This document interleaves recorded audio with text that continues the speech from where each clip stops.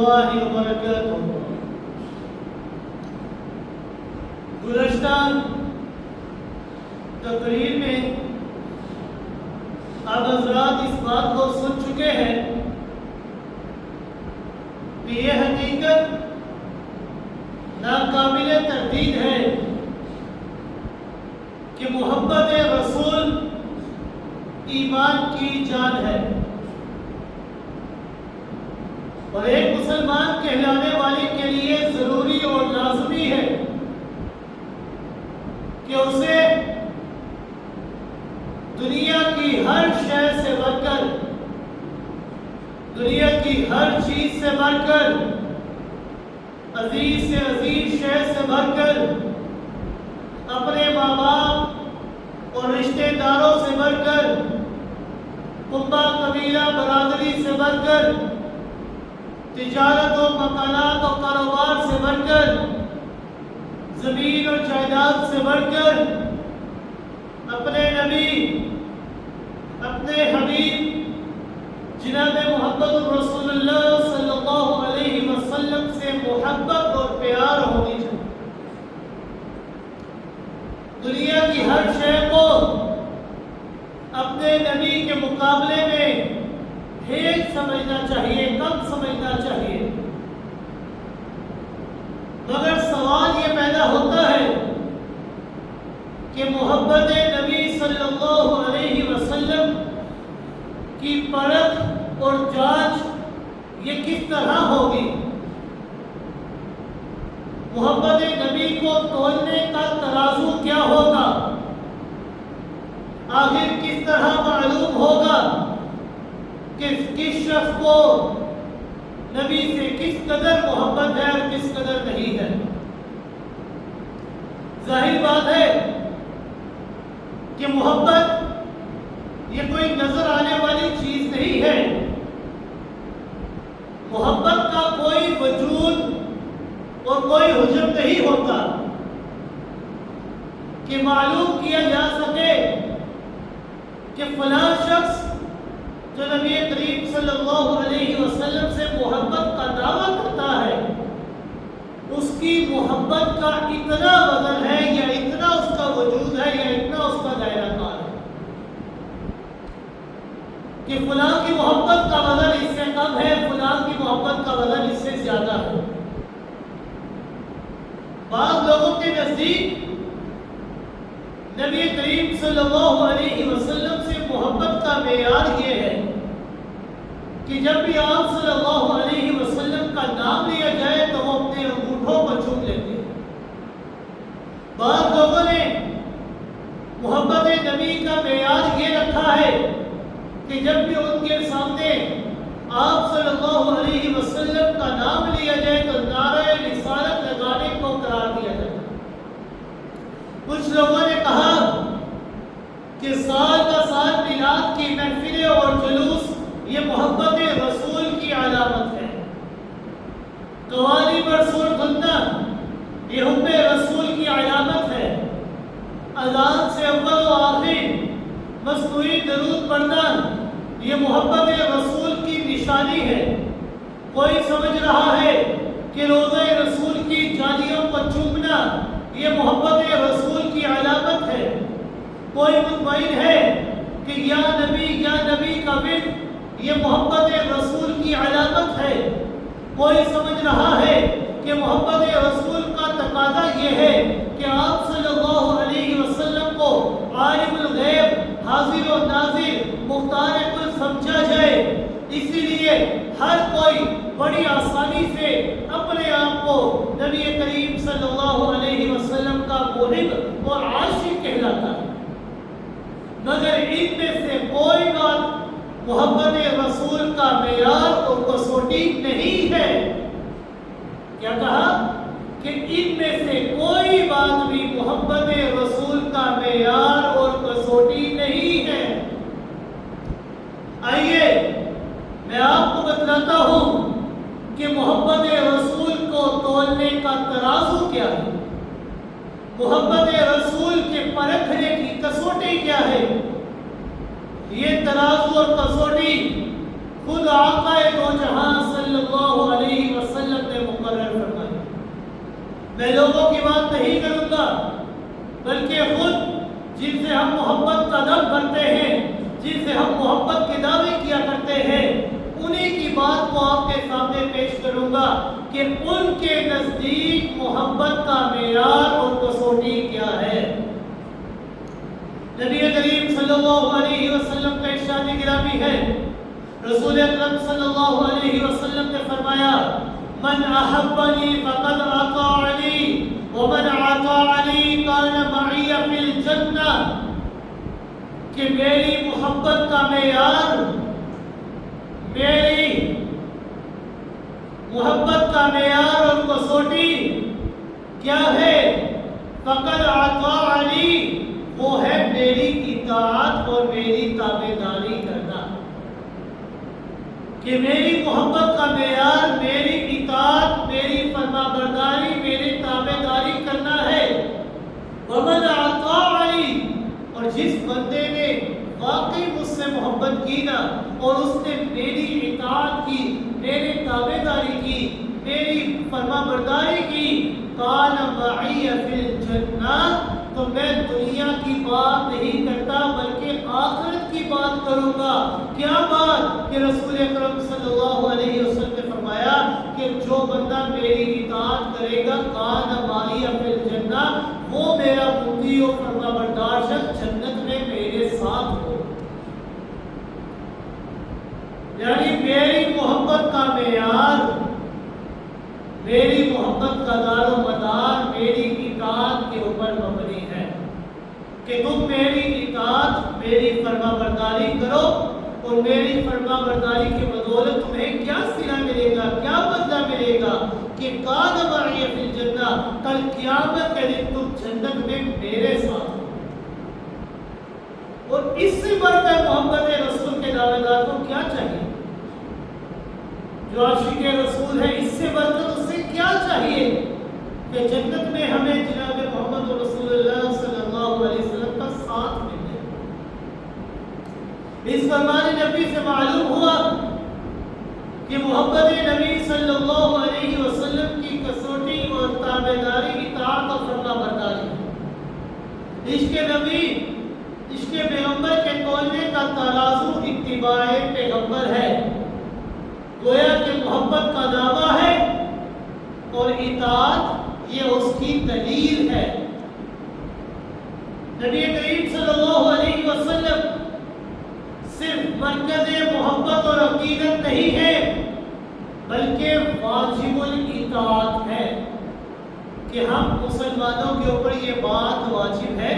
کہ ہم نے جناب محمد رسول اللہ صلی اللہ علیہ وسلم کی اطاعت اور فرما برداری کرنی۔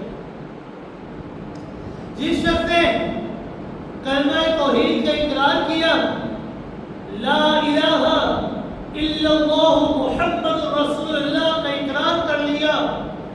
کہ اے اللہ تیرے علاوہ کوئی معبود نہیں، تو وحدہ لا شریک ہے، اور جناب محمد رسول اللہ صلی اللہ علیہ وسلم یہ اللہ کے بھیجے ہوئے پیغمبر اور رسول ہیں، اور امام الانبیاء سرور کائنات صلی اللہ علیہ وسلم کو اللہ تعالیٰ کا سچا رسول مان لیا جائے، اللہ کا نمائندہ تسلیم کر لیا جائے، اللہ کا پیغمبر مان لیا جائے۔ جب آپ کو خاتم النبیین مان لیا ہے، جب ان کی نبوت اور رسالت کا اقرار کر لیا ہے، جب آپ کو ہادی اور رہنما تسلیم کر لیا ہے، تو اب ہمارے لیے سوائے اس بات کے اور کوئی چارہ نہیں ہے کہ ہم ان کے ہر حکم کو مان لیں، ان کے ہر حکم کے سامنے سر تسلیم خم ہو جائے، ان کے ہر فرمان کے سامنے اپنے سروں کو جھکا دے۔ یاد رکھیے گا، رسول پیغمبر یہ صرف اس لیے نہیں آتا کہ اسے فقط رسول مان لیا جائے، رسول اس لیے نہیں آتا کہ اس کی رسالت کا اقرار کر لیا جائے، رسول اس لیے نہیں آتا کہ اسے نبی تسلیم کر لیا جائے، رسول صرف اس لیے نہیں آتا کہ اسے فقط مرکز محبت و عقیدت سمجھ لیا جائے۔ رسول صرف اس لیے نہیں آتا کہ اس کی تاریخ ولادت کے اوپر میلاد منایا جائے، بلکہ رسول یہ اس لیے آتا ہے کہ اس کی رسالت اور نبوت کا اقرار کر کے، اس کی رسالت اور نبوت کا اقرار کر کے اس کی نبوت اور رسالت کے اوپر ایمان لایا جائے، اور صرف ایمان ہی نہیں بلکہ اس کی کامل اور مکمل اطاعت اور فرما برداری اور اتباع بھی کی جائے۔ صرف محبت کا دم نہ بڑھا جائے بلکہ ان کی کامل اطاعت، اتباع اور فرما برداری کی جائے، ان کے تمام احکامات کو مانا جائے، ان کے ہر قول کے سامنے سر جھکایا جائے، ان کے ہر حکم کے سامنے سر تسلیم خم کیا جائے،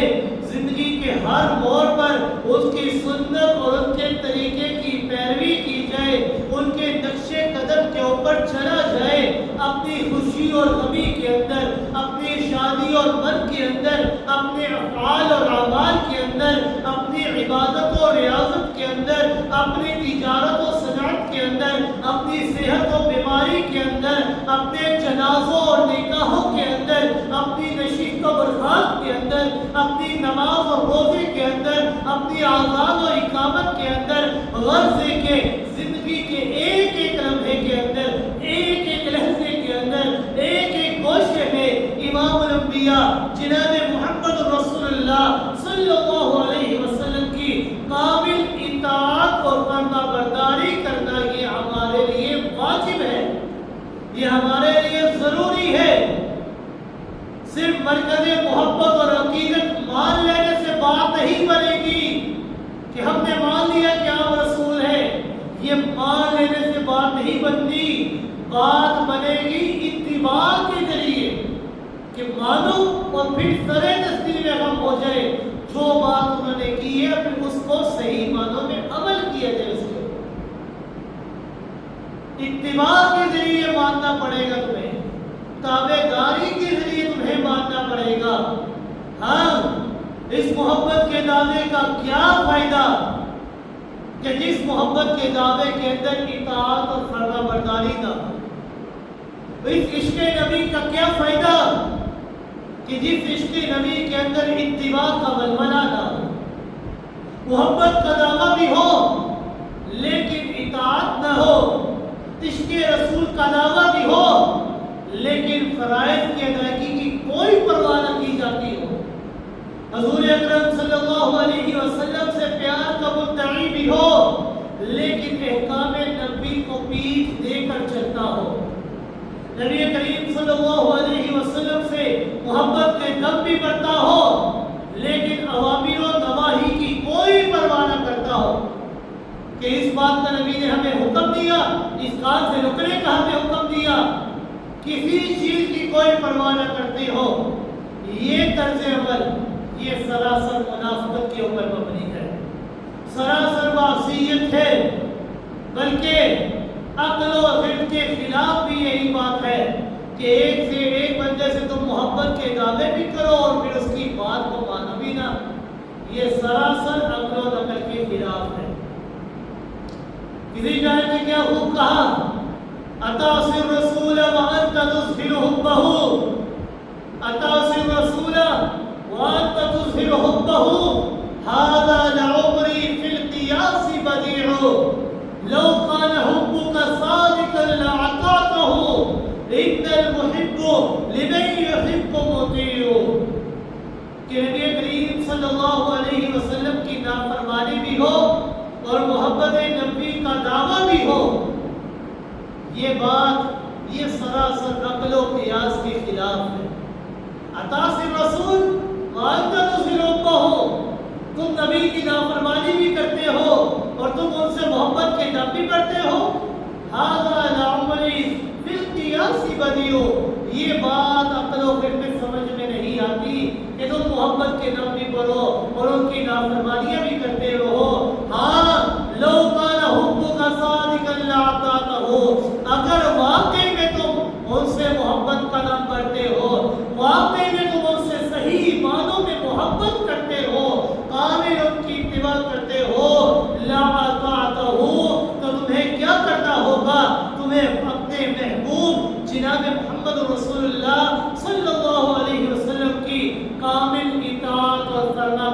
جاری کرتی ہوگی. کیوں؟ وجہ کیا ہے؟ ان المحب لمن یحب مطیع، کیونکہ محب یہ محبوب کا مطیع اور فرما بردار ہوا کرتا ہے، اس کی خلاف ورزی نہیں کیا کرتا. انسان اگر کسی سے محبت کرے نا تو وہ اپنے محبوب کی ہر بات کو مانتا ہے، اپنے محبوب کی باتوں کی خلاف ورزی نہیں کرتا بلکہ مانا کرتا ہے. تو ہم مسلمان، ہم جناب محمد رسول اللہ صلی اللہ علیہ وسلم سے صحیح معنوں میں محبت کرنے والے ہیں، تو ہم محبوں کے لیے، ہم عاشق رسول کے لیے یہ بات لازمی اور ضروری ہے کہ لمن یحب مطیع، کہ ہم اپنے محبوب کی ہر بات کی تابعداری اور فرما برداری کریں. ہمیں ان کی ہر بات کے سامنے سر تسلیم ہم کرنا چاہیے. جو دعوی محبت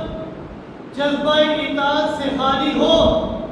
وہ سراسر منافقت اور معصیت کے اوپر مبنی ہوا کرتا ہے. ایسا دعوی محبت اللہ تعالیٰ کے ہاں ہرگز قبول نہیں ہوتا. اللہ تعالیٰ کے ہاں تو کیا، دنیا کا کوئی عقل مند انسان بھی ایسا دعویٰ قبول کرنے کے لیے تیار نہیں ہوگا کہ کوئی شخص محبت کا دعویٰ بھی کرے لیکن اپنے محبوب کی باتوں پر نہ مانے، پیار کا مدعی بھی ہو مگر اطاعت نہ کرے. ایک بیٹا یہ اپنے باپ سے محبت کرتا ہے، محبت کا دعویٰ کرتا ہے، باپ کے ہاتھ چومتا ہے، کہتا ہے جب تک آپ کو دیکھ نہ لوں نہ تب تک مجھے چین نہیں آتا، مگر باپ کی بات کو تسلیم نہیں کرتا، والد کا کہا نہیں مانتا، باپ کا حکم ماننے سے انکار کرتا ہے، بلکہ ہر عمل، ہر فعل، ہر کام اپنے باپ کی مرضی اور منشا کے خلاف کرتا ہے.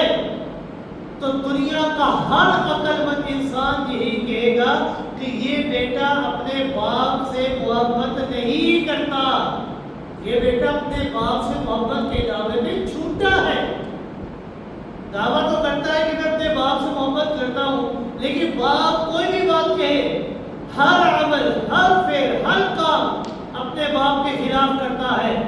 تو ہر بندہ دیکھنے والا یہی کہے گا کہ یہ بیٹا اپنے باپ کے محبت کے دعوے کے اندر چھوٹا ہے، مکار ہے، فریبی ہے. اسی اگر اپنے باپ سے صحیح معنوں میں حقیقی محبت ہوتی نا اور سچا پیار ہوتا تو اپنے باپ کی فرما برداری کرتا، کوئی کام اپنے باپ کی مرضی اور منشا کے خلاف نہ کرتا. اسی طرح محبت رسول کے بلند بام دعوے کرنے والے مگر شادی کے موقع پر تمام کام سنت رسول کے خلاف کیے جاتے ہیں. دعوے کرتے ہیں کہ ہم عاشق رسول ہیں، لیکن غم کے موقع پر، موت کے موقع پر، جنازوں کے موقع پر تمام افعال یہ سنت رسول کے خلاف کرنے والے ہیں. جب رسول کا اعلان، حب رسول کا اعلان ہے مگر تجارت و معاملات کے اندر سیرت رسول کے برعکس عمل کرتا ہے تو یہ دعویٰ محبت سراسر دھوکہ ہے. یہ دعوی محبت یہ سراسر فریب اور مکاری ہے، یہ دھوک ہے. اسی طرح عشق رسول کے دعوے اور محبت رسول کے دعوے، وجد آفرین ناطے، نام رسول سن کر انگوٹھے چومنا، بڑے اہتمام سے میلاد کی محفل اور جلوس، اسی طرح صلاۃ و سلام کی مجلس سے اگر جذبہ اطاعت سے خالی ہے اور پیروی سے خالی ہے، سنت سے عاری ہے، تو یہ ساری کی ساری چیزیں جھوٹ کے اوپر مبنی ہیں. یہ سراسر فریب ہے، دھوکہ ہے، اپنے آپ سے بھی اور پوری قوم سے بھی دھوکہ ہے. اللہ رب العزت کے ہاں ایسی محبت کا کوئی وزن نہیں ہے، ایسی محبت کی کوئی وقت نہیں ہے. وقت اور وزن اور پذیرائی یہ صرف اس دعوے محبت کی ہے کہ جس میں عمل کی چاشنی اور اطاعت اور اتباع کا سچا جذبہ پایا جاتا ہے. امام الانبیاء جناب محمد رسول اللہ صلی اللہ علیہ وسلم کا خود اعلان ہے، فرمان ہے لا يؤمن احدكم حتى يكون هواه تبعا لما جئت به، کہ تم میں سے کوئی شخص اس وقت تک کامل ایماندار نہیں ہو سکتا، تم میں سے کوئی شخص اس وقت تک کامل مومن نہیں ہو سکتا کہ جب تک وہ اپنی خواہشات کو اس شریعت کے تابع نہ کر لے کہ جو شریعت میں محمد رسول اللہ صلی اللہ علیہ وسلم لے کر آئے۔ جب تک انسان اپنی خواہشات کو آقا دو جہاں صلی اللہ علیہ وسلم کی شریعت کے مطابق نہیں کرے گا تب تک کوئی انسان کامل مومن نہیں ہو سکتا۔ بے شک وہ جتنے مرضی محبت کے دعوے کرے، بے شک جتنے مرضی وہ عشق رسول کے دعوے کرے، جب تک وہ کامل اطاعت اور فرما برداری نہیں کرے گا، رسول اکرم صلی اللہ علیہ وسلم کے تمام احکامات کو نہیں مانے گا، تب تک اس کا ایمان یہ کامل نہیں ہو سکتا۔ لا يؤمن احدكم حتى يكون هواه تبعا لما جئت به، تم میں سے کوئی شخص اس وقت تک کامل مومن نہیں ہو سکتا جب تک کہ اس کی تمام خواہشات، اس کی جملہ خواہشات آقا دو جہاں صلی اللہ علیہ وسلم کے لائے ہوئی شریعت اور دین کے تابع نہ ہو۔ یعنی شادی اور غم کے موقع پر، اپنے مرنے کے موقع پر، تجارت و سیاست کے موقع پر، عبادات و معاملات کے موقع پر، اپنی نشست و برخاست کے موقع پر، غرض کے زندگی کے ہر موڑ پر، اپنی زندگی کے ایک ایک لمحے پر، ایک ایک لحظے پر، جب تک وہ اپنی تمام خواہشات کو، اپنی تمام مرضیوں کو، اپنی تمام خوشی اور اپنی تمناؤں کو ذبح کر کے، اپنی انہیں پسے پش ڈال کر، انہیں ختم کر کے نبی کریم صلی اللہ علیہ وسلم کی سیرت اور سنت کی پیروی نہیں کرتا، آپ کی لائی ہوئی شریعت کے مطابق عمل نہیں کرتا، اس وقت تک کوئی بندہ کامل مومن نہیں ہو سکتا۔ کیونکہ آقا دو جہاں صلی اللہ علیہ وسلم کی سیرت طیبہ یہ ایک ایسی کامل سیرت طیبہ ہے کہ زندگی کے ہر موڑ پر اگر کسی انسان کو رہنمائی کی ضرورت ہے نا تو آقا دو جہاں صلی اللہ علیہ وسلم کی سیرت کو دیکھ لے، ہر موقع پر تمہیں ایک رہنما مل جائے۔ آپ صلی اللہ علیہ وسلم نے ہر موقع کے اندر تمہیں زندگی گزارنے کا دستور اور طریقہ بتلا دیا کہ تم نے اس موقع پر یہ کام کرنا ہے، خوشی کے اندر تم نے اپنے رب کا شکر ادا کرنا ہے، غم کے موقع پر تم نے ناشکری نہیں کرنی بلکہ صبر کے دامن کو مضبوطی سے تھامنا ہے۔ نکاح کرنا ہے تو لوگوں کو دکھلانے کے لیے نہیں بلکہ سادگی کے ساتھ نکاح کرنا ہے۔ جنازے کرتے ہیں تو یہ نہیں کہ وہاں پر ماتم کرو، افسوس کرو، بلکہ اللہ رب العزت کے سامنے یہ دعا کرو کہ اللہ تیری دی ہوئی امانت کی تمہیں اپنے پاس واپس بلا لی ہے۔ صبر کرو، زندگی کے ہر موڑ پر اگر رہنمائی کی تمہیں ضرورت ہے نا تو آقا دو جہاں صلی اللہ علیہ وسلم کی سیرت طیبہ یہ کامل سیرت طیبہ ہے، ان کی سیرت کو پڑھو، ہر موقع پر تمہیں رہنمائی ضرور بضرور مل جائے گی۔ اسی لیے تو اللہ رب العزت نے قرآن مقدس کے اندر ارشاد فرمایا لقد کان لکم فی رسول اللہ اسوۃ حسنہ، کہ تمہارے لیے ایک کامل نمونہ یہ رسول اکرم صلی اللہ علیہ وسلم کی سیرت اور حیات طیبہ کے اندر موجود ہے۔ قرآن مقدس نے کئی مواقع پر کئی جگہوں پر الفاظ تبدیل کر کر کے اس بات کا ایک مومن کو حکم دیا ہے کہ تم نے آقا دو جہاں صلی اللہ علیہ وسلم کی اطاعت اور فرما برداری کرنا۔ کہیں ارشاد ہوا کہ میرے پیارے پیغمبر آپ اعلان کر دیں، کیا اعلان کرنا ہے؟ قل ان کنتم تحبون اللہ، قل ان کنتم تحبون اللہ فاتبعونی، کہ اے ایمان والو ان کنتم تحبون اللہ، اگر تم واقعی میں اللہ سے محبت کے دم کرتے ہو، اللہ سے محبت کے دعوے دار ہو۔ اس دنیا کے اندر کوئی بندہ ایسا نہیں جو یہ نہیں کہتا کہ میں اللہ سے محبت نہیں کرتا۔ ہم اللہ سے محبت کرنے والے ہیں. اللہ ہمارا خالق ہے, اللہ ہمارا مالک ہے, اللہ ہمارا رازق ہے. آپ صلی اللہ علیہ وسلم نے فرمایا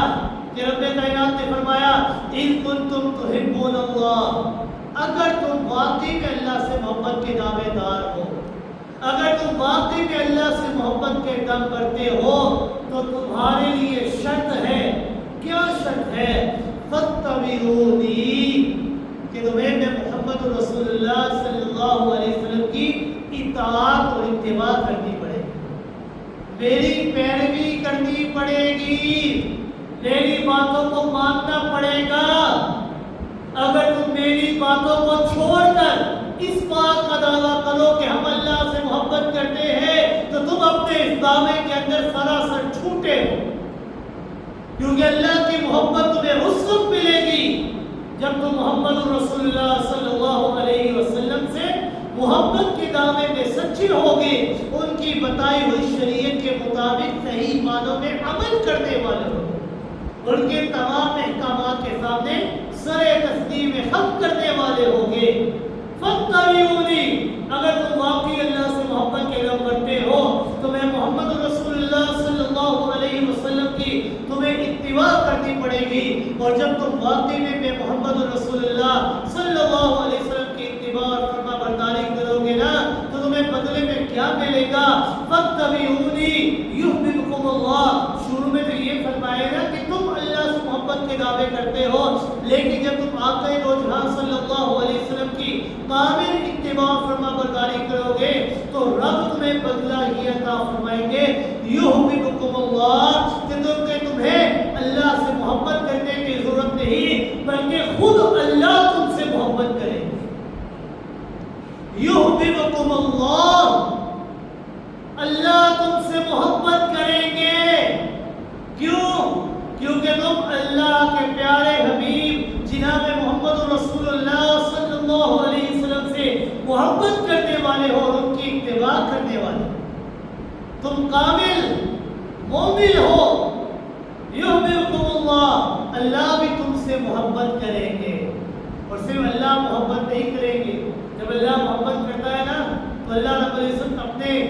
محبوب بندوں کے تمام گناہوں کو بھی معاف کر دیا کرتے ہیں. رب کائنات نے فرمایا قل ان کنتم تحبون اللہ فاتبعونی یحببکم اللہ ویغفر لکم ذنوبکم. میں اللہ سے تم سے محبت نہیں کروں گا بلکہ میں اللہ تمہارے تمام زندگی کے گناہوں کو معاف بھی کروں گا. واللہ غفور رحیم. یاد رکھیے گا یہ گناہوں کو معاف کرنے والا یہ کوئی اور نہیں بلکہ خود اکیلا اللہ ہے. واللہ غفور رحیم, اللہ وہ اکیلا ہے جو معاف کرنے والا اور اپنی رحمتوں کا نزول کرنے والا. تو شرط کیا ہے کہ اگر تم اللہ سے محبت کے دم کرتے ہو تو تمہیں رسول اکرم صلی اللہ علیہ وسلم کی کامل اتباع اور فرما برداری کرنی ہو. ایک موقع پر اللہ رب العزت نے الفاظ بدل کر فرمایا اطیعوا اللہ واطیعوا الرسول, کہ تم اللہ کی اطاعت کرو اور اللہ کے برگزیدہ پیغمبر جناب محمد رسول اللہ صلی اللہ علیہ وسلم کی اطاعت کرو. بلکہ ایک موقع پر تو اللہ رب العزت نے انتہا کر دی, بلکہ اس سے بڑھ کر اور کوئی بات نہیں ہو سکتی. کیا انتہا کی؟ رب کائنات نے فرمایا کہ میری محبت میری اطاعت اگر کسی چیز میں پوشیدہ ہے نا تو وہ چیز اور کوئی نہیں بلکہ آقا دو جہاں صلی اللہ علیہ وسلم کی اطاعت ہے.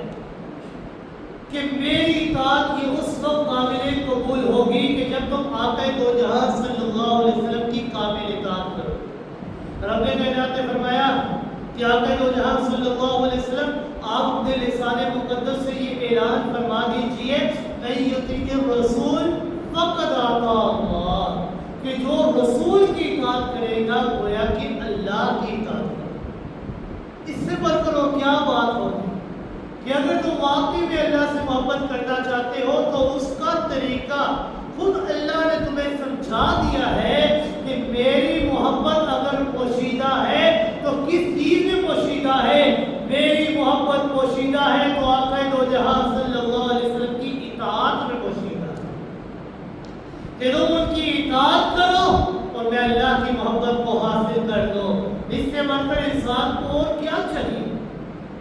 کہ آپ کی اطاعت اور فرما برداری کے ساتھ اللہ کی محبت انسان کو مل جائے اور اللہ انسان سے محبت کرے. تو اس سے بڑھ کر اور کیا چاہیے؟ اللہ تعالیٰ نے نبی کریم صلی اللہ علیہ وسلم کی اطاعت اور پیروی کو اپنی اطاعت اور پیروی قرار دیا ہے. کیوں؟ اس لیے کہ اللہ تعالیٰ کے تمام پیغمبر اللہ تعالیٰ یہ ہمارے پاس اپنا حکم دینے کے لیے یہ خود نہیں آئے. اللہ تعالیٰ نے اپنا حکم دینے کے لیے ہمارے پاس خود نہیں آنا. یہ حقیقت ادنا عقل اور سمجھ رکھنے والے کے اوپر بھی ظاہر ہے کہ اللہ تعالیٰ نے اقیم الصلاۃ کا حکم دیا کہ نماز قائم کرو، مگر عملی طور پر خود اللہ نے ہمیں نہیں سکھایا کہ تم نے اس طرح نماز ادا کرنی ہے. ہمیں حکم ہے کہ تم نے سجدہ کرنا ہے، لیکن عملی طور پر اللہ نے ہمیں نہیں سکھایا کہ تم نے اس طرح سجدہ کرنا ہے. قرآن میں اللہ نے ہمیں حکم دیا آتوا الزکات، زکات ادا کرو، لیکن زکات کے مصارف سکھانے کے لیے خود اللہ رب العزت تشریف نہیں لائیں گے. اللہ نے ہمیں نہیں بتلائیں گے. خیرات و صدقات دینا یہ اللہ رب العزت کی شان ربوبیت کی مناسب نہیں ہے. قرآن مقدس میں اللہ رب العزت نے فرمایا کتب علیکم الصیام، میں اللہ تمہیں روزوں کا حکم دیتا ہوں، مگر اس کو عملی جامہ پہنانا یہ اللہ کی شان کے لائق نہیں ہے. اللہ نے فرمایا اتم الحج والعمرہ کہ حج اور عمرے کو ادا کرو، لیکن حج اور عمرے کے افعال کو ادا کرنا یہ اللہ کی شان نہیں ہے. فَانْكِحُوا مَا طَابَ لَكُم مِّنَ النِّسَاءِ یہ اللہ رب العزت انسان کو حکم دے رہے ہیں، مگر نکاح کر کے عملی نمونہ پہنچانا یہ اللہ کا کام نہیں ہے. اس لیے اللہ رب العزت نے اپنے تمام احکامات، اپنے اوامر و نواہی، اپنے تمام احکامات جن کاموں کا اللہ حکم دے رہا ہے، تمام وہ کام جن کاموں سے اللہ رب العزت روکنا چاہتے ہیں، اوامر و نواہی لوگوں تک پہنچانے کے لیے اللہ رب العزت نے انبیاء اور رسول کا نظام قائم فرمایا کہ انبیاء اور رسول یہ اللہ رب العزت کی طرف سے لوگوں تک اللہ کا پیغام پہنچاتے ہیں کہ اللہ کا حکم ہے اقیم الصلاۃ، نماز قائم کرو. لیکن پورے قرآن میں کہیں بھی اللہ رب العزت نے یہ نہیں بتایا کہ تم نے نماز کو اس طرح ادا کرنا ہے. نماز پڑھنا ہمیں کس نے سکھایا؟ آقا دو جہان صلی اللہ علیہ وسلم. تمام احادیث سے ہمیں یہ بات معلوم ہوئی کہ ہم نے اس طرح ہاتھوں کو اٹھانا ہے، تکبیر تحریمہ پڑھنا ہے، تسبیح پڑھنی ہے، تعوذ و تسبیح پڑھنا ہے، سورہ فاتحہ کی تلاوت کرنی ہے. یہ چیزیں خود اللہ نے ہمیں نہیں سکھلائی، بلکہ رسول اللہ صلی اللہ علیہ وسلم کے ذریعے سے ہمیں اللہ نے سکھلایا. اسی لیے تو اللہ رب العزت نے فرمایا من یطیع الرسول فقد اطاع اللہ کہ جو میرے رسول کی اطاعت کر بیٹھے گا گویا کہ میں اللہ کی اطاعت کر بیٹھا. کیونکہ اللہ کے جو احکامات ہیں نا اللہ رب العزت نے خود نہیں لوگوں کو آ کر عملی طور پر دکھانے بلکہ رسول کے ذریعے دکھانے ہیں. اور جو بندہ صحیح معنوں میں رسول کی اطاعت کر لے گا نا تو گویا کہ وہ صحیح معنوں میں اللہ کی اطاعت کرنے والا ہے. اسی لیے اللہ رب العزت نے فرمایا فَإِن تَنَازَعْتُمْ فِي شَيْءٍ فَرُدُّوهُ إِلَى الرَّسُولِ کہ اگر تمہارے درمیان کوئی تنازع، کوئی جھگڑا کھڑا ہو جائے نا، تو کوئی اختلاف پیدا ہو جائے، فَرُدُّوهُ إِلَى اللَّهِ وَالرَّسُولِ تو اس جھگڑے کا فیصلہ اللہ اور اس کے رسول سے کروایا. قرآن مقدس سے دیکھا کرو کہ تمہارے جھگڑے کا فیصلہ قرآن کیا کرتا ہے. اگر قرآن سے نہیں مل رہا تو احادیث سے دیکھو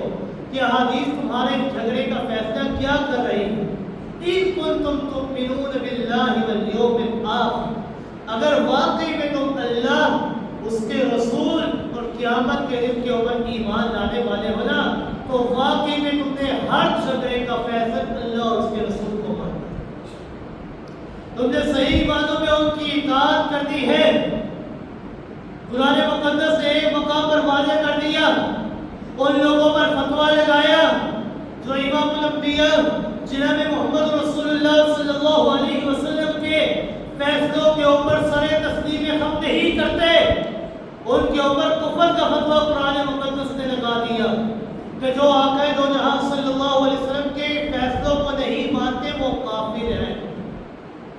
اللہ رب العزت نے قرآن مقدس کے اندر ارشاد فرمایا فَلَا وَرَبِّكَ لَا يُؤْمِنُونَ حَتَّى يُحَكِّمُوكَ فِيمَا شَجَرَ بَيْنَهُمْ ثُمَّ لَا يَجِدُوا فِي أَنفُسِهِمْ حَرَجًا مِّمَّا قَضَيْتَ وَيُسَلِّمُوا تَسْلِيمًا۔ فَلَا وَرَبِّكَ قسم ہے تیرے رب کی، لا یؤمنون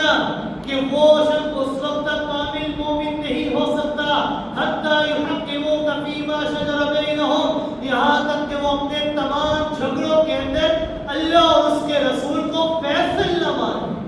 اللہ اور اس کے رسول کو حاکم نہ مان لے، ان کے تمام فیصلوں کے سامنے سر تسلیم خم نہ کر لے، ولا یجدوا فی انفسہم حرجا مما قضیت، اور جب اللہ اور اس کے رسول فیصلہ کر لینا اور پھر اپنے دل کے اندر ذرا سی گنجائش رکھے کہ شاید اللہ اور اس کے رسول کا یہ فیصلہ صحیح نہیں ہے۔ جب انسان اللہ اور اس کے رسول کے فیصلے کو صحیح نہیں مانے گا نا تو اللہ رب العزت نے فرمایا فَلَا وَرَبِّكَ لَا يُؤْمِنُونَ ہے کہ وہ شخص اس وقت تک مومن نہیں ہو سکتا۔ مدینہ منورہ کے اندر بشرطامی ایک منافق کا کسی معاملے کے اندر ایک یہودی سے جھگڑا کھڑا ہو گیا۔ یہودی نے کلمہ گو سے کہا کہ آؤ ہم اپنے اس معاملے کا فیصلہ تیرے نبی جناب محمد رسول اللہ صلی اللہ علیہ وسلم سے کروا لیتے ہیں، مگر منافق اس کے دل کے اندر چونکہ چور تھا، جانتا تھا کہ یہودی حق پر ہے اور سچا ہے، اس نے کہا نہیں، محمد کریم صلی اللہ علیہ وسلم کے پاس نہیں جاتے بلکہ تیرے مذہب کے عالم قابل اشرف کے پاس چلتے ہیں، اس سے فیصلہ کروا لیتے ہیں۔ اب منافق یہ کہہ رہا ہے کہ یہودیوں کے عالم کے پاس جاتے ہیں، قابل اشرف کے پاس جاتے ہیں، اس سے فیصلہ کروا لیتے ہیں۔ عجیب و غریب اور حیرت میں ڈال دینے والی یہ بات ہے کہ یہودی اپنے سردار اور اپنے مذہب کے عالم قابل اشرف کو چھوڑ کر حضور اکرم صلی اللہ علیہ وسلم کو جج اور فیصل ماننا چاہتا ہے، ان کا اپنا فیصل مانتا ہے، اور اپنے آپ کو مسلمان کہلانے والا کلمہ کو منافق بظاہر اسلام کا دعویٰ کرنے والا نبی کریم صلی اللہ علیہ وسلم کے بجائے ایک یہودی سردار اور عالم کے پاس جا کر اپنا فیصلہ کروانا چاہتا ہے۔ مگر اس عجیب و غریب بات میں راز یہ ہے کہ یہودی اور منافق یہ دونوں کو اس بات کا صحیح معنوں میں یقین تھا کہ پیغمبر کائنات صلی اللہ علیہ وسلم جو بھی فیصلہ کریں گے نا وہ حق اور انصاف کے اوپر مبنی ہوگا، وہ 100% سچ کے اوپر مبنی ہوگا، ان کے فیصلے کے اندر ذرا برابر ایک ذرے کی بھی کوئی رعایت نہیں ہوگی، ان کے دربار کے اندر کوئی سفارشی نہیں چلے گی، کوئی سفارش نہیں چلے گی، ان کے دربار کے اندر کوئی رشوت نہیں چلے گی۔ جس طرح آج کے دور کے اندر کوئی جھگڑا کھڑا ہو جائے یا کوئی مشورہ کرنا ہے، کچھ بھی کرنا ہو تو انسان سفارشیاں تلاش کرتا ہے، انسان رشوتیں دیا کرتا ہے، لیکن یہودی اور منافق یہ دونوں اس باتوں کو مانتے تھے کہ آقا دو جہاں صلی اللہ علیہ وسلم کے دربار میں کوئی سفارشی نہیں ہوگی، کوئی سفارش نہیں چلے گی، کوئی رشوت نہیں چلے گی، بلکہ صرف وہی فیصلہ ہوگا کہ جو حق اور سچ کے اوپر مبنی ہوگا۔ چونکہ یہودی حق پر تھا اس لیے اس نے اپنے سردار اور اپنے عالم سے بڑھ کر نبی کریم جناب محمد رسول اللہ صلی اللہ علیہ وسلم پر اعتماد اور اعتبار کیا، اور بظاہر مسلمان کہلانے والا منافق وہ ناحق تھا، وہ سچ کے اوپر مبنی نہیں تھا، اس نے حضور اکرم صلی اللہ علیہ وسلم سے یہ بات جانتا تھا کہ آپ میرے حق میں فیصلہ نہیں کریں گے بلکہ میرے خلاف فیصلہ کریں گے، وہ میں مسلمان کہلاتا ہوں، میں کلمہ پڑھتا ہوں، لیکن میرا مخالف دشمن اسلام یہودی ہے، مگر دربار نبوی میں اپنے اور پرائے دوست و دشمن کو نہیں دیکھا جاتا، وہاں پر صرف عدل و انصاف کو دیکھا جاتا ہے، وہاں صرف حق اور سچ کو دیکھا جاتا ہے، وہاں صرف حق و باطل کو دیکھا جاتا ہے، جو سچ ہوتا ہے وہی فیصلہ کیا جاتا ہے۔ اس لیے وہ چاہتا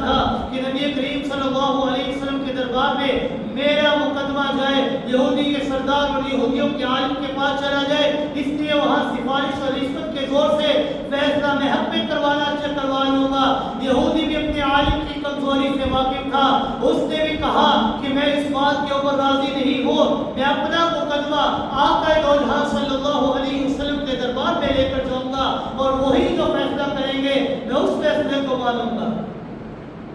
آپ صلی اللہ علیہ وسلم نے جب منافق اور یہودی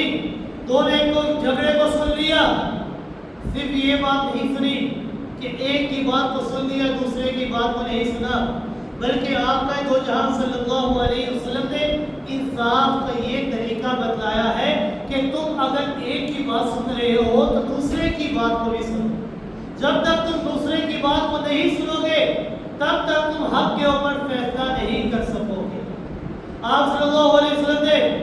یہودی کی بات کو بھی سن لیا اور منافق کی بات کو بھی سن لیا۔ جب آپ صلی اللہ علیہ وسلم نے دونوں کی بات کو سنا تو فیصلہ یہودی کے حق میں کر دیا۔ منافق جس کے دل میں نفاق تھا اس نے آپ صلی اللہ علیہ وسلم کے اس فیصلے کو ماننے سے انکار کر دیا، کہنے لگا کہ چلو آؤ عمر بن خطاب رضی اللہ تعالیٰ عنہ سے فیصلہ کرواتے ہیں۔ یہودی چونکہ سچا تھا، رسول اکرم صلی اللہ علیہ وسلم نے بھی اس کے حق میں فیصلہ کر دیا تھا، اس لیے وہ فوراً سیدنا فاروق اعظم رضی اللہ تعالیٰ عنہ کے بعد جانے کے لیے راضی ہو گیا۔ منافق کا خیال تھا کہ سیدنا فاروق اعظم رضی اللہ تعالیٰ چونکہ ایک جلالی طبیعت کے مالک تھے، ان کا روب اور دبدبہ یہ پوری کائنات کے اندر پھیلا ہوا۔ خود یہودی اس بات کا اقرار کرتے ہیں کہ اگر سیدنا فاروق اعظم رضی اللہ تعالیٰ 10 سال اور حکومت کر لیتے، 10 سال اور حکومت کر لیتے تو پوری کائنات کے اندر صرف اور صرف ایک علم ہوتا، وہ بھی اسلام کا علم ہوتا، اسلام کا جھنڈا سے بلند ہوتا۔ یعنی اتنے روب آور تھے سیدنا فاروق اعظم رضی اللہ تعالیٰ۔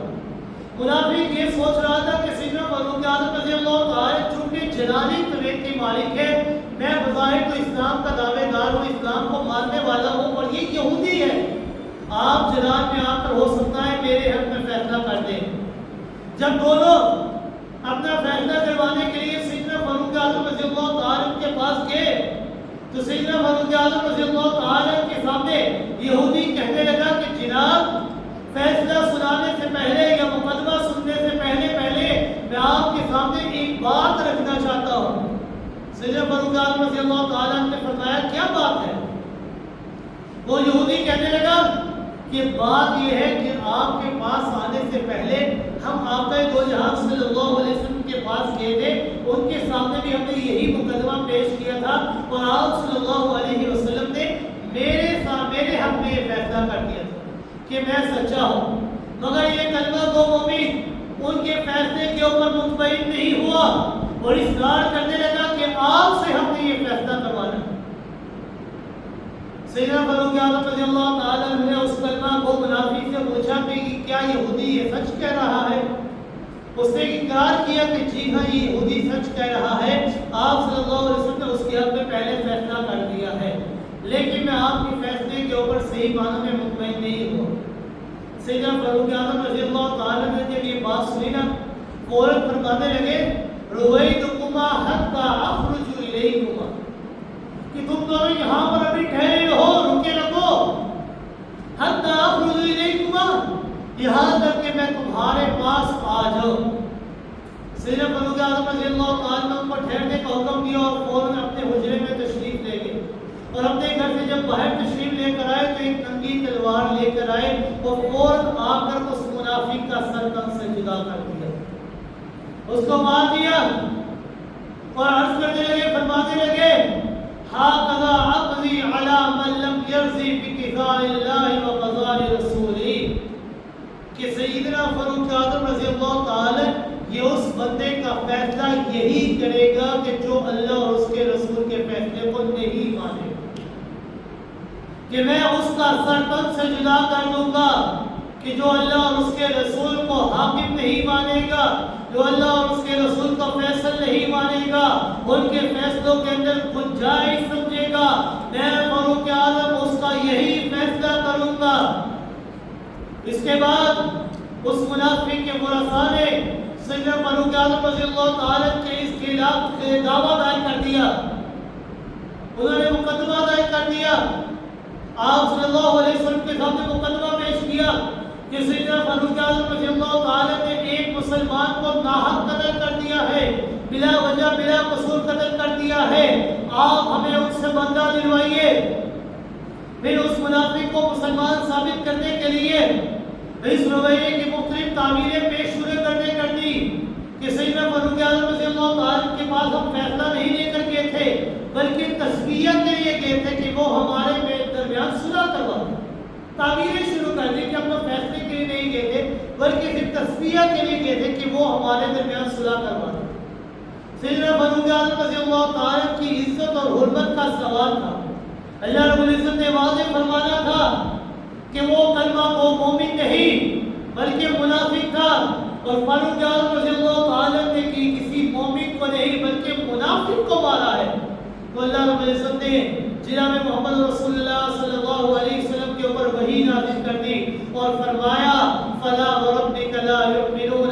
حتی یحکموک فیما شجر بینہم ثم لا یجدوا فی انفسہم حرجا مما قضیت ویسلموا تسلیما۔ فلا وربک، قسم ہے تیرے رب کی۔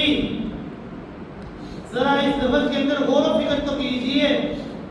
رب کائنات نے کیا فرمایا؟ فلا وربک، قسم ہے تیرے رب کی۔ اب وہ رب تو پوری کائنات کا رب ہے، زمین و آسمان کا رب ہے، چاند سورج ستارے سیارے ہر چیز کا رب کون ہے؟ اللہ ہے۔ مسلمانوں اور کافروں کا رب کون ہے؟ اللہ ہے۔ عرش و فرش کا مالک کون ہے؟ اللہ ہے۔ کرسی کا مالک کون ہے؟ اللہ ہے۔ زندگی اور موت کا مالک کون ہے؟ اللہ ہے۔ لیکن رب کائنات نے فرمایا فلا وربک، یوں نہیں کہا رب العالمین کہ قسم ہے تمام جہانوں کے رب کی، کائنات کے رب کی قسم ہے، بلکہ امام الانبیاء کو خطاب کرتے ہوئے فرمایا فلا وربک کہ میرے محبوب تیرے رب کی قسم ہے۔ لا یؤمنون، وہ کوئی بندہ اس وقت تک مومن نہیں ہو سکتا جب تک کہ وہ آپ کو اپنا فیصلہ نہ مانے۔ کہ آپ اگر کسی چیز کا فیصلہ کر لے تو وہ اس فیصلے کے اندر ادھر ادھر کی تعبیریں سوچنے لگے، ادھر ادھر کی تعبیریں سوچے، کسی اور کے بعد فیصلہ کرنے لے کر چلا جائے، جب تک کہ وہ آپ کو اپنا فیصلہ نہ مان لے تب تک کہ وہ کامل مومن نہیں ہو سکتا۔ لا یؤمنون، کوئی شخص اس وقت تک مومن نہیں ہو سکتا۔ یہ قرآن کا دعویٰ ہے کہ اگر واقعی میں تم اللہ اور اس کے رسول سے صحیح معنوں میں محبت کرتے ہو نا تو واقعی تمہارے لیے یہ شرط ہے کہ محبت سے کام نہیں بنے گا بلکہ محبت کے ساتھ ساتھ تمہیں اطاعت اور فرما برداری کرنی ہوگی، کیونکہ اللہ کی محبت پوشیدہ ہے رسول کی اطاعت کے اندر۔ اطیعوا اللہ و اطیعوا الرسول، اللہ کی اطاعت کرو اور اس کے رسول کی اطاعت کرو، کیونکہ جب تم رسول کی اطاعت کرو گے تو تمہیں اللہ کی اطاعت بھی کرنا ہوگی، اللہ کی اطاعت تمہیں خود بخود مل جائے گی، کیونکہ اس کائنات کے اندر کم و بیش 1,24,000 انبیاء کرام مبعوث ہوئے، تو تمام انبیاء کرام نے آ کر اپنی مرضی اور منشا کے مطابق کوئی بات نہیں کی، بلکہ ہمیشہ وہی بات کہی ہے جو اللہ نے ان کے مطابق ہے، جو اللہ رب العزت نے ان کو بتلائی ہے۔ اس لیے تو اللہ رب العزت نے فرمایا وَأَوْحَىٰ کہ میں اللہ نے جو بات ان کی طرف وحی کی ہے انہوں نے وہی بات کو لوگوں تک پہنچایا ہے، اپنی مرضی اپنی منشا کے مطابق کوئی بات نہیں کی، بلکہ وہی بات کی ہے جو اللہ نے ان تک پہنچائی ہے۔ اگر تم واقعی میں اللہ سے محبت کے دم کرتے ہو، واقعی تم یہ بات کہتے ہو کہ ہم اپنے رب اپنے خالق اپنے معبود سے محبت کیا کرتے ہیں، تو اس کے لیے شرط یہ ہے کہ تم رسول اکرم صلی اللہ علیہ وسلم سے صحیح معنوں میں محبت کرو، اور صرف محبت نہیں بلکہ اطاعت اور فرما برداری کرو۔ کیونکہ آپ کی اطاعت کے اندر اللہ کی محبت پوشیدہ ہے. لا یؤمن احدکم حتی یکون ہواہ تبعا لما جئت بہ. تم میں سے کوئی شخص اس وقت تک کامل مومن نہیں ہو سکتا جب تک کہ وہ اپنی جملہ خواہشات کو، اپنی تمام خواہشات کو میں محمد رسول اللہ صلی اللہ علیہ وسلم کی لائی ہوئی شریعت کے مطابق نہ کر دے، تب تک کوئی بندہ مومن نہیں ہو سکتا.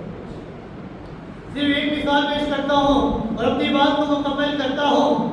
صحابہ کرام رضوان اللہ تعالی علیہم اجمعین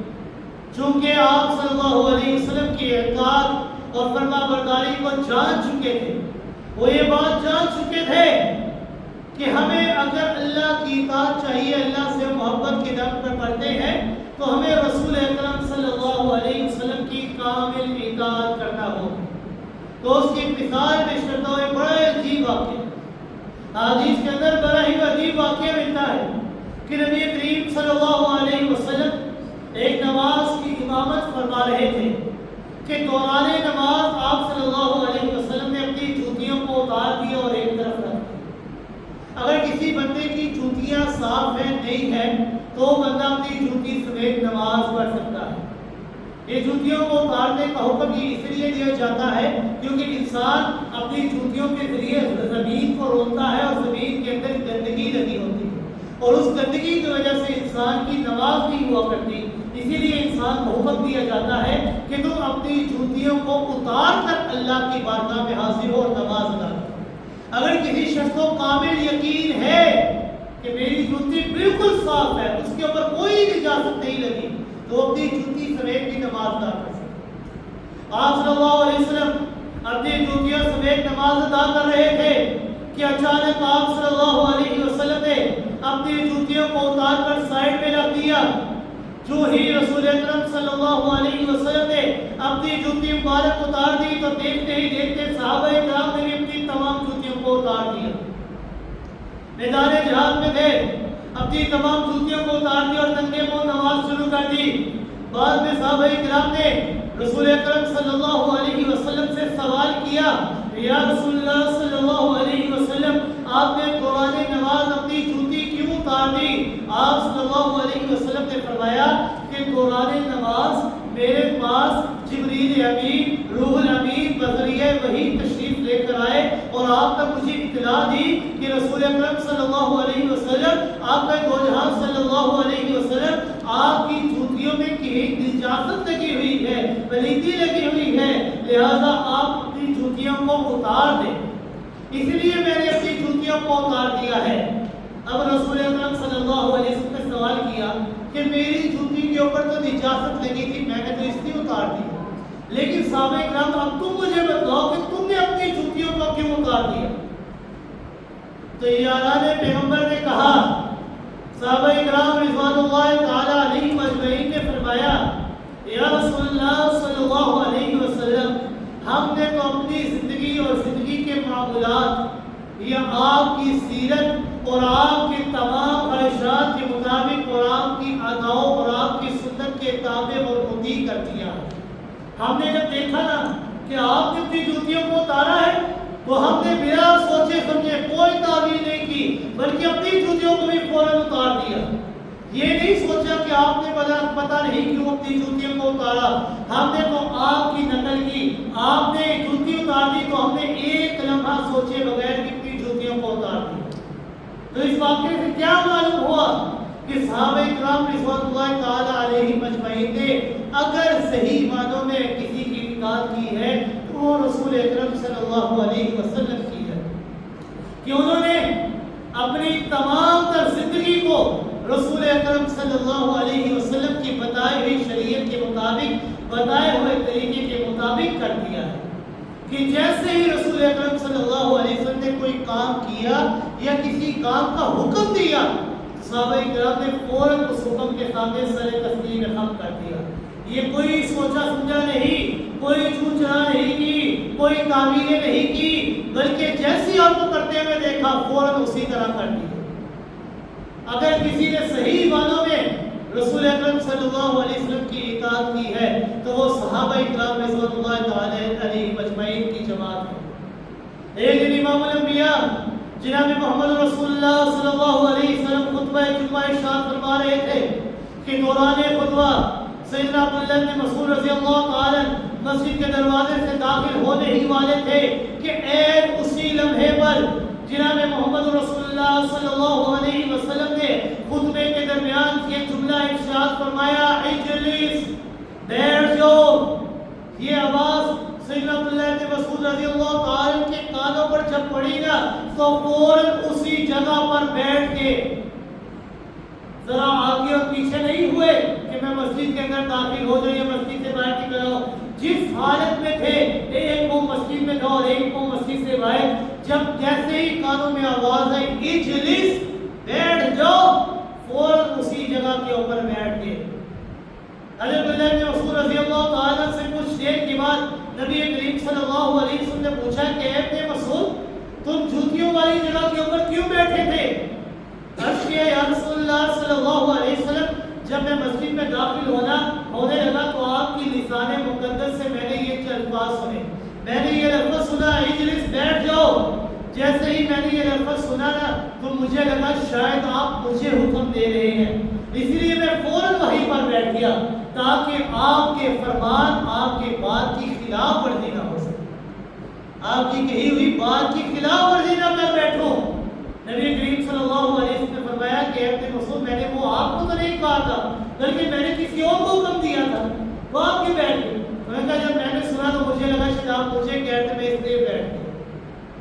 تو صحابہ اکرام رضوان اللہ تعالی علیہ مجمعین کی مقدس جماعت یہ ایسی جماعت ہے کہ جنہوں نے رسول اکرم صلی اللہ علیہ وسلم کی صحیح معنوں میں اطاعت کی ہے۔ اور یاد رکھیے گا رسول اکرم صلی اللہ علیہ وسلم کی اطاعت سے ہی انسان کو اس دنیا اور آخرت کی کامیابی ملے گی، رسول کی اطاعت سے ہی اللہ کی اطاعت ہوگی، اور جب اللہ کی اطاعت ہوگی تو انسان کا قیامت میری جنت کا دعویدار ہو سکے گا۔ رسول اکرم صلی اللہ علیہ وسلم نے فرمایا من احبنی، کہ جو مجھ سے محبت کے نام کرتا ہے، جو عاشق رسول کے دعوے کیا کرتا ہے، تو اس کے لیے شرط اول یہ ہے فقد اطاعنی، کہ وہ میں محمد رسول اللہ صلی اللہ علیہ وسلم کی اطاعت اور فرما برداری کرے۔ صرف محبت کے دم بھرنے سے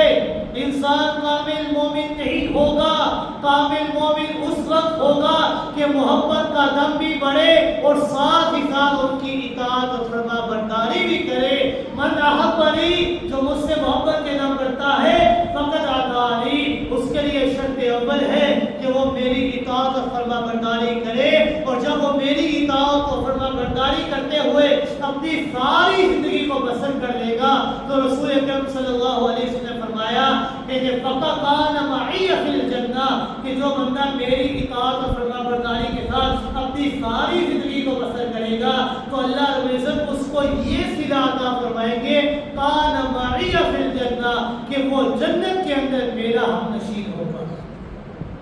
تو اس سے بڑھ کر انسان کو اور کیا چاہیے؟ اللہ کی اطاعت، اللہ کی محبت پوشیدہ ہے رسول کی اطاعت کے اندر۔